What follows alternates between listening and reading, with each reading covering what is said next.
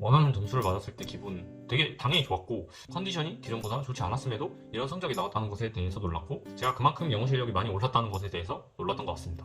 사실 저 역시 이제 기출을 풀 때까지만 해도 제가 정말 점수가 오를 수 있을지 의심을 많이 했던 것 같습니다. 지금 여러분 역시 시험을 보는 그 순간까지 의심을 하고 또 긴장을 할 거라고 생각을 합니다. 그러나 저를 보듯이 정말 하면 되더라고요. 제가 뭐 잘나서 머리가 좋은 사람이라서가 아니라 누구든지 충분히 시간만 투자한다면 탭스 점수를 올릴 수 있을 거라고 생각합니다. 안녕하십니까. 현재 대학 재학 중인 23살 유재민입니다. 저는 대학원 준비와 이제 군 입대 가산점 확보를 위해서 탭스를 준비하게 되었습니다. 수강 전에는 이제 전에 토익 시험을 준비했을 때와 비슷하게 기출 문제집을 사가지고 기출별 시간을 측정, 시간 내의 모든 문제들을 순서대로 풀어보고 오답을 이제 해설지를 보면서 정리를 하였습니다. 기출과는 별개로 단어를 꾸준히 외웠었고요. 제가 컨설탭스를 선택하게 된 계기는 제 기존 공부법과도 관련이 있는데, 이렇게 기출 위주로 준비를 하다 보니까 기출을 푸는 과정에서 탭스 같은 경우에는 듣기 선지가 없기 때문에 중간에 흐름을 놓치거나 아니면 읽기에서도 매번 제한 시간 내에 문제를 다 풀지 못하였습니다. 결국 기출 위주로 공부를 해도 점수가 오르지 않는다는 사실을 깨닫고 인강 수강을 선택하고자 결심을 하였습니다. 이때 유튜브에서 이제 387점 만들기 영상을 우연히 보고 컨설탭스에 매료되어서 바로 선택을 하게 되었고요. 해당 영상에서는 자신이 원하는 점수대별로 풀어야 하는 문제와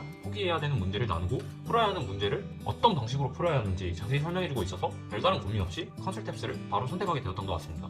수강 이후 가장 달라진 공부법은 정확한 문제풀이와 유형별 문제풀이 접근법을 시작했다는 것입니다. 문제를 단순히 빠르게 푸는 것보다는 각 유형별로 정확하게 문제를 푸는 방법을 습득하게 되었습니다. 가령 파트 4의 추론 연습 문제를 풀면서 특이한 발음의 경우에는 귀에 익숙해질 때까지 2시간 동안 들어보기도 하였습니다. 이처럼 시간과는 상관없이 인강에서 제시하는 문제풀이 방법을 항상 지키려고 노력을 했던 것 같습니다. 또한 독해와 청해를 각각 주제, 세부 내용, 추론 영역으로 나누고 이에 맞는 풀이법대로 공부한 점이 문제의 유형과 상관없이 그냥 마구잡이식으로 문제를 풀었던 기존 공부법과는 달라진 부분이었습니다. 마지막으로 순공 시간을 하루에 8시간에서 9시간으로 늘렸습니다. 3주 완성 계획을 실천을 하기 위해서 학과 공부를 병행하면서도 시간을 투자를 하기 위해 아침 시간과 새벽 시간을 활용해서 열심히 공부를 했던 것 같습니다.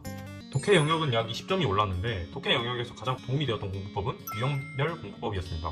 빈칸이나 주제 찾기, 접속사 같이 서로 전혀 관련성이 없어 보이는 문제 유형들이 모두 글의 주제와 관련된 문제들이라는 사실을 알게 되어 이후에는 인강에서 제시하는 방식처럼 각 문장을 포괄하는 주제어를 찾고 문제에 접근하는 습관을 기르게 되었습니다. 커렉트 유형 문제는 전에도 자신 있는 영역이었고, 인퍼 유형 문제는 전처럼 접근과 해석이 쉽진 않았지만 적어도 주제에 관련 문제에서는 전에 많이 헷갈렸던 문제들에 대해서 그런 부분에 대한 점수를 올릴 수 있었던 것 같습니다. 이 부분에서 가장 도움이 되었던 공부법은 노트 테이킹이었던 것 같습니다. 노트 테이킹 연습을 계속 하다 보니까 어느 순간 청해 문제를 풀면서도 자연스럽게 노트 테이킹을 할 수 있게 되었고, 그리고 특히 노트 테이킹 방법은 자율적으로 선택을 하도록 권장을 하였는데, 이 제 노트 테이킹 방법이 익숙해질 때까지 반복하는 것이 청해 점수를 올리는데 가장 큰 도움이 되었던 것 같습니다. 실제로 파트 2와 파트 3에서 점수가 가장 많이 올랐던 것 같고, 이제 각 대화를 한 글자 노트 테이킹을 하고 문제에 접근하다 보니까 선지에서 헷갈리는 거 없이 바로바로 정답을 추론할 수 있게 되었습니다.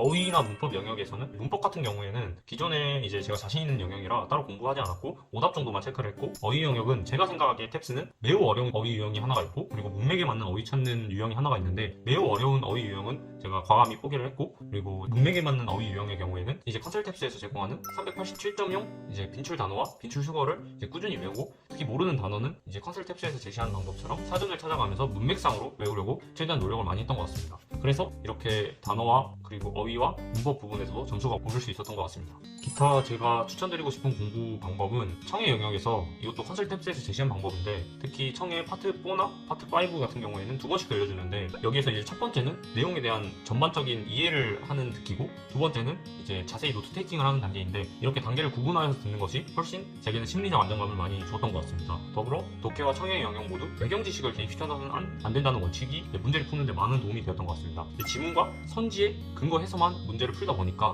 헷갈릴 만한 문제들을 많이 이제 맞출 수 있었던 것 같습니다. 제 컨설턴트님은 이제 최근형 컨설턴트님이셨는데, 제가 초반에 배경 지식을 많이 개입을 하면서 문제나 선지에 접근하는 방법이 이제 빈도수가 많았는데, 최근형 컨설턴트님께서 이런 문제점을 많이 교정을 해주신 것 같습니다. 특히 이제 저는 이제 배경 지식 개입과 지문의 내용을 바탕으로 한 추론 및 주제 찾기를 구분하는 것을 굉장히 어려워했었는데, 이런 부분에서 질문을 많이 드렸었고, 컨설턴트님께서는 되게 친절하고 구체적으로 답변을 해주셔서 제 문제점을 교정하는데 많은 도움이 되었던 것 같습니다. 이제 가령 한 문제에서는 이제 낮은 마찰력과 미끄러움이 서로 연계가 이제 배경 지식에 대한 개입인지 아니면 지문에 근거한 추론인지 잘 이해하지 못했었는데, 컨설턴트님께서 더라는 정관사가 그 근거라고 제시를 해주면서 더 때문에 언급된 마찰력이 결국 미끄러움과 관련이 있다라는 답변을 해주셨습니다. 이것 덕분에 제가 쉽게 이해를 할 수 있었고, 더라는 정관사가 나오면 그때 이후로 항상 이제 주의 깊게 더가 가리키는 대상이 무엇인지 찾아보는 습관을 지니게 되었던 것 같습니다.